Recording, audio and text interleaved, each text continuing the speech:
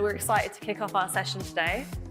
So first of all, we'd just like to briefly introduce ourselves. My name is Daniela, and I work in product marketing for Atlassian, focusing on Rovo in Teamwork Collection. Hi, everyone. Thanks for being here. My name is Ashley Lopez, and I'm the head of program management for AI at Atlassian. Hi, everyone. My name's Stuart. I'm the global CIO for BRG Group, which includes Breville and Sage Appliances. Hi, everyone. I'm Raphael. I'm the program manager at Breville Sage. Awesome. So today's session is all about practical AI, so real stories and real strategies, no theory. We're going to start with a quick look at the state of AI, and then we're going to dive right into a fireside chat with Stuart, who's going to give us an executive perspective.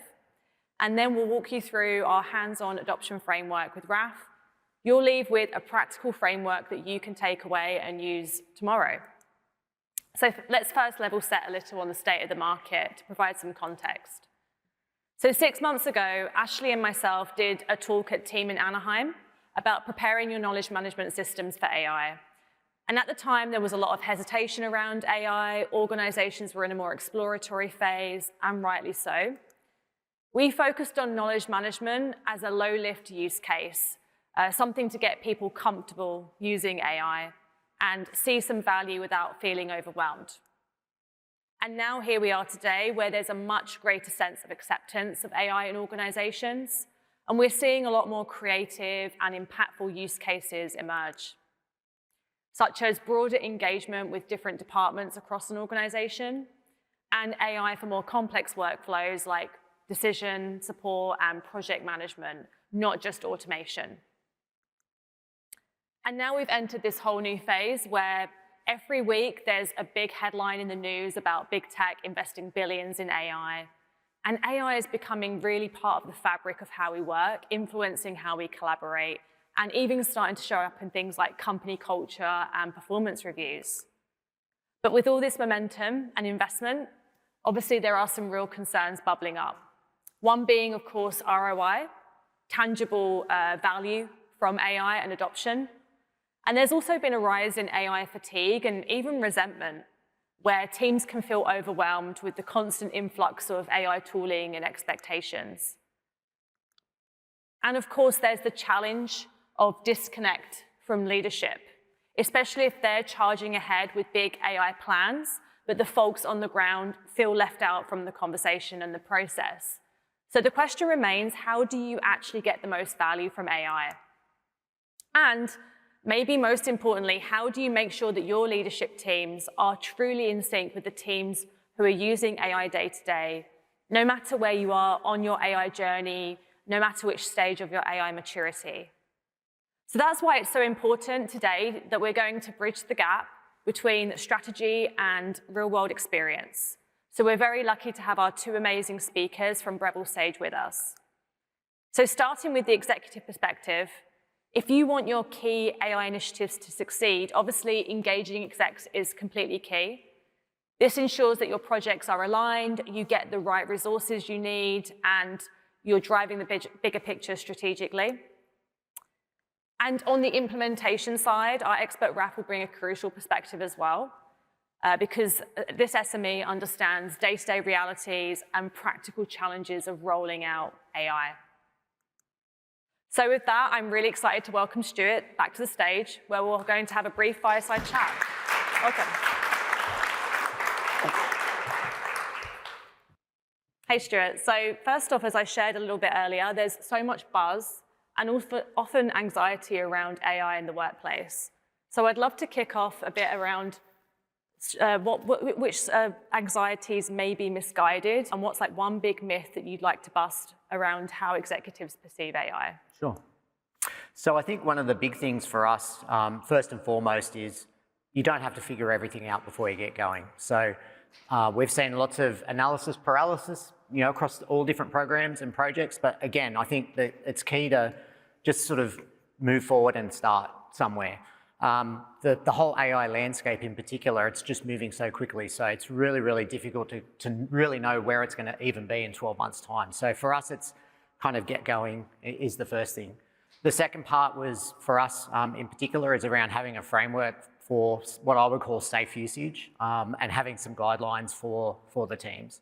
So we established a AI COE fairly early on in the piece. So we've been tracking AI for a couple of years, lots of experimentation very early on in particular, but having that COE helped the team members really sort of jump in and use the tools that we were providing for them. And then also having an ongoing feedback loop is really important as well. So, and that's two ways. So whether it's us communicating on new tool sets, new capabilities, and then also getting feedback from the user community in terms of, is it actually working for them, I think is really important. So ultimately we had some goals around the organization. We wanted to make sure that we were aligning to that. But again, it's moving so quickly, so we're always having to adjust as we go. Yeah, absolutely. So people will be at very different stages in their AI maturity and in organizations with very different leadership styles. So I'd love to learn a bit more about Breville Sage, how you originally went about building a business case for AI, and crucially, how your executive team participated in this. Sure. So for us, it was less of a challenge to a certain degree because we'd been tracking AI for some time prior. The CTO and the CEO were both very bullish around AI early on. We were doing some internal experimentation for probably 12 months before we actually launched to the broader user community. So that was something for us that was really, really important. One of the things that we talked about internally was we're more focused on unlocking workplace potential more than anything else. We certainly think about on the consumer side what AI can do for them, but we realized we really needed to focus internally first.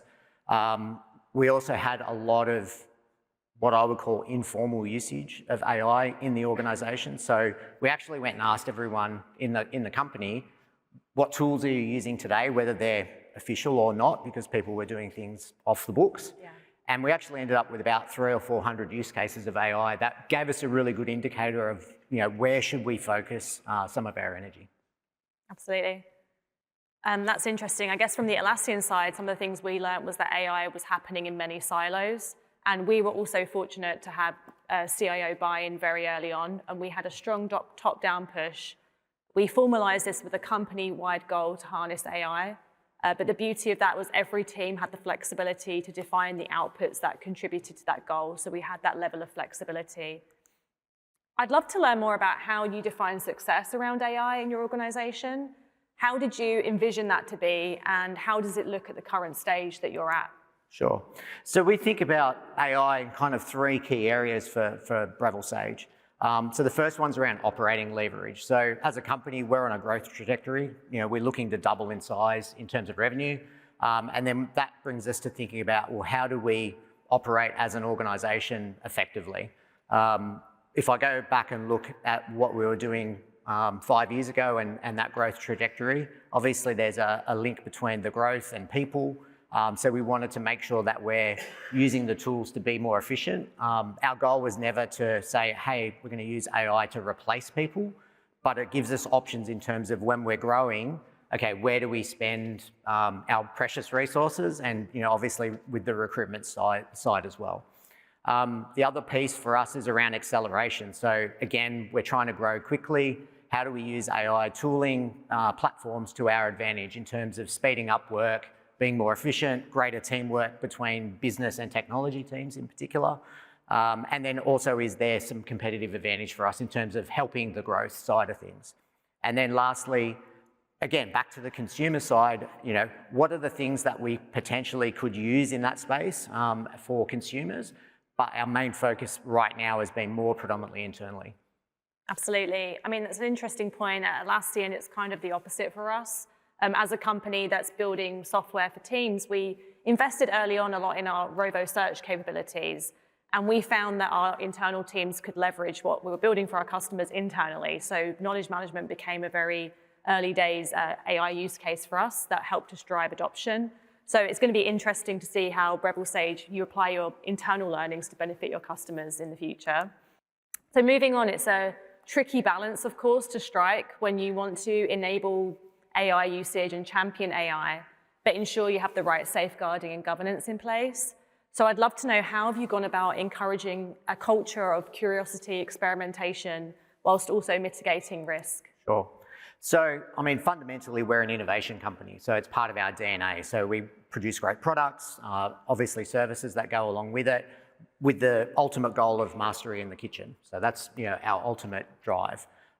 We were very deliberate when it came to AI usage. We wanted to keep the guardrails pretty wide. So, you know, we really focused more on those guidelines. And again, like, we were very realistic, knowing that there was already usage going on, and the goal was not to shut people down and drive it sort of more underground. It was really to embrace the tooling that was being used, but then how do we use it in a safe manner? So a lot of people that I work with, I use this sort of analogy of the pendulum. So, you know, on one side is sort of, you know, it's completely open and free and anyone can do anything. And then on the other side, I kind of describe a bank, right, where the controls and everything are very, very tight. Now, we sort of fall somewhere in the middle, and it varies and it changes over time. So we're always constantly looking at, you know, what are people doing, you know, what the systems are telling us. We have great observability on our environments as well, so we can see what everyone's doing, and then also talking to the end users as well. Seems like a great balance. I love the idea of providing that psychological safety to experiment, but also something your teams can rally around as well. And we'll dive into detail on execution a lot more in the second half of the session. So this is an ongoing journey, of course. I'd love to know what have been your significant lessons or surprises so far, and also what are you most excited to explore as you move into the future? Sure. So one of the interesting things coming through the AI adoption journey for us is that we still see a lot of people that are afraid to even use it. So what we've tried to do, and it's really interesting because even the CEO has coached people in terms of usage of AI. So one strategy that we use is pick something that is personal to you. You want to plan a trip, you want to learn about a topic, dig in there and start there. And that's usually the sort of the entry level of AI adoption. And then typically from there, it will build on top of that. So there's kind of this magneto effect. So you start using AI tools, very simple prompting, then you start being more elaborate in the questions that you ask, and then you start doing more research and those sorts of things. So we've seen a lot of that happen within BRG in particular.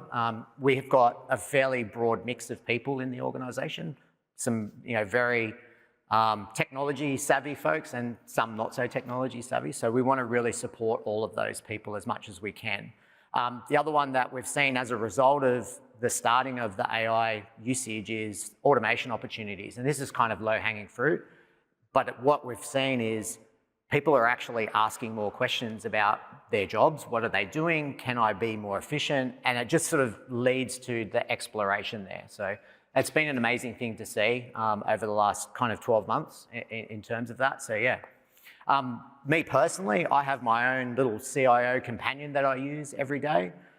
So it's sort of my little friend that I talk to. We strategize about things. If there's anything particular that I want to learn that's new. I'm not a coder, for example, and you know, sometimes I have to do certain things, and you know, it's an easy way for me to learn as well. So, fantastic.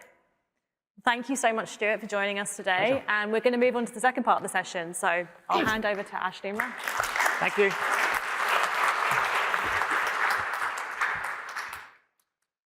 Well, first of all, thank you so much, Danielle and Stuart, for kicking us off. I hope you found that useful. Today, we're going to pivot a little bit and talk about practical tips for deploying AI in your organization. And today, I am joined by Raf, who is a program manager for Breville Sage. He is currently deep in the trenches of ensuring that internal AI usage is aligned with their company goals. And he's seen firsthand what works and what doesn't when deploying AI. That's right. And at Breville Sage, we've been partnering with organizations like Atlassian to bring those tools into the house and also increase efficiency across the whole company. Also, as part of our strategy, it's not only to adopt off-the-shelf solutions, but to upskill the teams across the business so we can drive innovation from within as well. So as we were preparing for this session, we talked a lot about our own pilots within the company and how we can learn from each other. And through these experiences, we've learned, we've iterated, we've seen failures, and we've both seen pretty good successes. And what we've done is we've taken those learnings and we've packaged them into a practical blueprint for you, a framework that is designed to help you streamline your AI adoption journey. And don't worry about taking photos of any of the questions. There will be a QR code at the end that you can scan, and you'll be able to take home a worksheet that goes through each of the steps and provides thought-provoking questions that will help you think through where your stage is and the unique needs your company does so that you can plan your journey. So in our search for the right formula, we've discovered 5 key focus areas that were present in our most successful pilots. So we'll walk through each of these areas and we'll share experiences from both Atlassian and Breville Sage. And then you'll see some questions on the stage. Again, they'll be in your worksheet. But these are designed to get your creative juices flowing and start thinking about how you can apply it. So keep in mind, for Atlassian, we are app builders. And the examples that I'll share today are from the perspective of not only building the apps, but then using them internally and how we've actually encouraged adoption within Atlassian. So I hope this gives you insights in how AI is both built and adopted from within. So the first one is executive sponsorship. And we've already talked a lot about that in earlier parts of our session. Sponsorship is essential. And a tops-down approach is often required to keep momentum going. But true success, as we know, comes from aligning executive vision with organizational priorities. So at Atlassian, we have very much benefited from CEO and executive buy-in from day one. So not only are we experimenting with new third-party tools, but also the tools that we build and what you now know as Rovo. So from the start, it was clear. AI was a top priority for us. But we also knew that we would need to make some tough trade-offs along the way. And what really made the difference for us was having executive sponsors who continued to champion the importance of AI. And they backed us up when those hard trade-offs and decisions came up. That visible commitment on an ongoing basis proved invaluable as we approached AI challenges and AI innovation. And their ongoing support, we have to credit to a lot of our success. So Raf, tell us a little bit more about how you've internalized that executive sponsorship and what it looks like for your implementation teams. Absolutely. Having sponsors was a game changer for us. Instead of just getting permissions to adopt AI, we actually had, and Stuart spoke here, we had the executives very hands-on tools and discovery that helped a lot with the early adoption at Breville as well. And we'll be sharing a few numbers later during this session. So basically, one of the strong points of having the sponsorship is we didn't open the floodgates of all options in the market of AI. Instead, we pre-selected tools so we could get a simple start. Now, I want to give it a pause here because this may sound limiting from an innovation perspective, but actually what it does, it helps us speed up adoption by not having people overwhelmed with so many options in the market. And also, we had a strong support from our security and compliance team to assess those tools beforehand. That reduces a lot as well on concerns about security, privacy, and everything else. So that pretty much paves the way so people can be more hands-on. And the second thing is the executives have been helping us build what we call the AI muscle, right? It's not just, again, going ahead and do it, but let's do it all together as a business. So you mentioned the governance and guardrails, and that's exactly our next topic. This is about setting the right policies, bringing your security, compliance, and legal teams into the process to ensure that you're staying ahead of the ever-changing regulations. So whether you're an AI early adopter or you're a big enterprise that has some more strict guardrails, you might find yourself somewhere in between, like the pendulum he mentioned. And knowing where your company's AI risk profile is really important to avoiding issues down the line. So at Atlassian, this has been an ongoing evolution for us as new threats pop up and new tools continue to hit the scene. So as an app provider, making sure that our apps and features are both safe and secure is extremely important to us. So Raf, tell us about how your governance came to light. Yeah, absolutely. Like I said, we had a really good support from the security and compliance team, amazing team, by the way. And what we found out was that we needed some sort of adaptable structure and flexible as well, as things change a lot. And just to give a bit of context, when we look back 20 years, companies worldwide used to build very rigid procedures and policies around technology use, and those policies would be in place for years, right? Now those years have been reduced to days, especially with AI. So what we found out, and if you look at on the slides on the left-hand side, that's what we build from the bottom to top, what we call the AI guidelines. It's not as rigid as a policy, but it references really important regulations like we have here in Europe, the European AI Act. So what it pretty much does, it gives guidelines to all the users referencing regulations regionally or country-wise, making sure we taking minimal risk and avoiding all the high risk or even unacceptable risks, right? And the second thing that our guidelines also reference is the existing policies in the business. Those policies are not in regard directly to AI use, but they are more about HR, IT, data security, and so on. So we make sure that we're referencing everything that we need and still making that flexible for the AI use. And again, this might not be a static structure. Things might change as AI evolves. So the next step is where we spend, well, you'll find we spend a lot of time on. This is where ideas are tested, less promising ones are filtered out, hopefully, and the most valuable solutions rise to the top. So this step has been critical for both of our teams in helping us identify and focus at the top use cases that had the highest impact problems that we both needed to solve. And this is where Atlassian, I think, does things really well. We put a lot of effort on this discovery and experimentation loop. It's part of Atlassian's DNA to throw out ideas, test them out, and if they've proven successful, we roll them out continuously to larger groups so that we can learn a lot more. So for you and your journeys, don't be surprised if you keep coming back to this or spend a lot of time in this area. As new AI technologies and models come out, you might find yourself coming back to this more and more. And in fact, we encourage it. So Raf, I want to call out something important because you mentioned that the AI tools were pre-selected, and this is an important part of your journey. So can you tell us how this impacted your use case selection? Absolutely. So having pre-selected tools, again, it's a speed up in the process for us. So we could reduce all the concerns prior the use.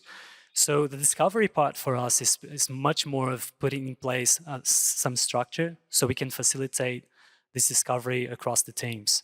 So looking at the structure that we put in place, from a tool side, we have SMEs who fully understand the capabilities around AI. And on the team side, we have what we call the AI ambassadors. Those people will be the ones engaging the teams, experimenting the tools, and also making sure that we are meeting with the OKRs at a business level or at a team level as well. Now, the result of this discovery for us is pretty much the use cases emerging out of this, and the real ones, right? And along the way, we're also training people, promoting workshops, making sure that there's a two-way learning curve there.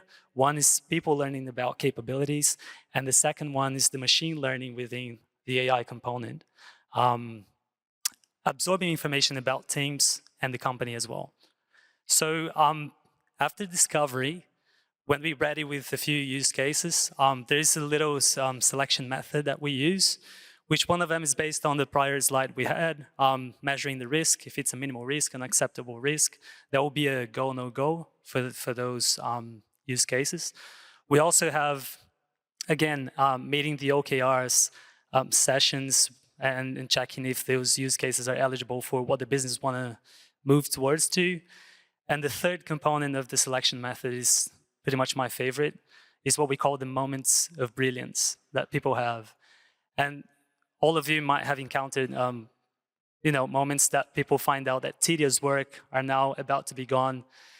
Like we had a very nice example, people triaging incidents and requests coming through with long descriptions, and AI was pretty much selecting and categorizing all of those items in less than a minute. And people that would spend hours triaging things, they're now able to run deeper analysis, work on problem management. So it is a step up in efficiency for the business. Those are the three key things that we look at in selecting use cases. And when we move to experiment, it's pretty much bringing the isolated use case to more robust scenario into the business. That is when we run entire test scenarios, and the result from this experiment is the actual agents being built and integration with different platforms, automations, and maybe all of them together, right? And yeah, that's the experiment part of this. So yeah, so once you actually pick the use cases and start to use them, this is when you move into pilots. And so actually this is where a lot of the hard work starts to pay off. And AI is now going to become visible at a larger scale. And that's the important part of this area. So I want to give two examples of how Atlassian has done something special in this area. So one thing that we did, especially because we use our own tools, is that we do a lot of feedback gathering during these initial phases. This is extremely important in being able to give the developers time to pivot and change and learn more about what they're implementing. And this is to helps you determine the success of your pilot and whether or not you want to keep move on with just adjustments, or if you should shut down and pivot because it's not actually producing what you had hoped. And number two is, if the pilot is not achieving what you wanted to, or it's not working out, it's okay to shut it down. And in fact, within Atlassian, we had several pilots that we ended up shutting down because it just wasn't, the ROI was not there. And that's okay. We were able to take those learnings and apply them to use cases in the future to help us better select these use cases as we got more mature in this process. But Raf, how have pilots gone for you? And give us a couple examples. Sure. Piloting is a really interesting phase for us. So pretty much what we put in place when we are about to pilot a group or even roll out to a broader group is what we call the AI starter kit.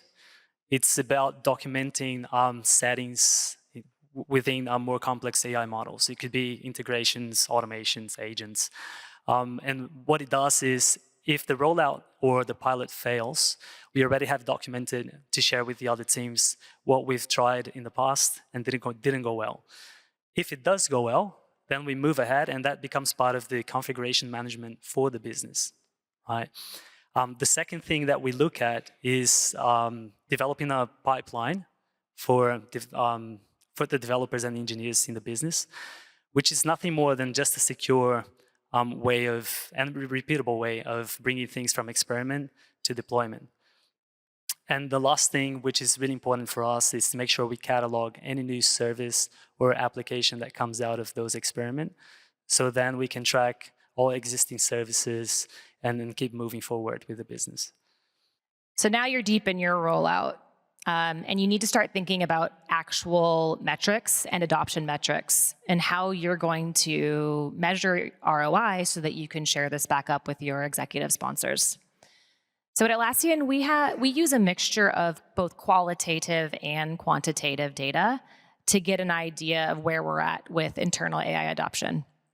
And this looks like internal surveys where we can understand if they are actually happy with what we produce. And then we also have quantitative data where we can actually click through usage and understand how much time they're spending on specific use cases. So Raf, this may or may not look a little different for you at Breville Sage, but how has measuring adoption gone for you so far?